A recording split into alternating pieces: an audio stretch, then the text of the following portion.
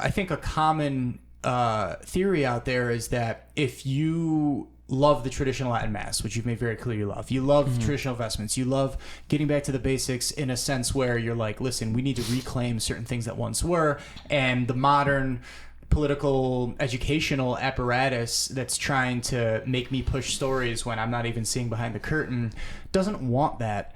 How are you, I mean, you have a day job in our local diocese at a church. You're doing quite well from what I understand.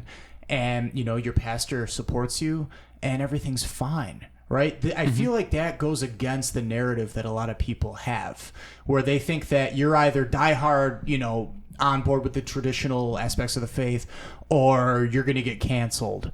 And somehow you're towing the line, though, right? Yeah. Here you are, you're pointing out that, you know, this is the nonsense that happens when they try to essentially groom you in the journalism school. Here's what happens here. Here's what I don't agree with that's going on in the church. And yet you still have that day job. Why do you think that is?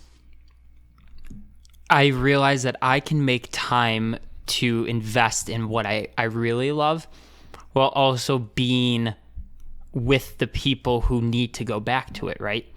I go to a Novus Ordo Mass 7 days a week, and I'm the biggest Latin Mass fan I've ever encountered.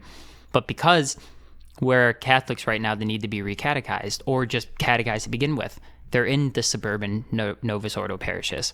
I think there's simple things I've been fortunate to do with the authority I've been given in my position to make subtle changes that I think, you know, I'm not going to see it in this generation, right? Because the older generation that is involved in the church are very post-Vatican II. They're the ones who built these churches. They're going to do it their way.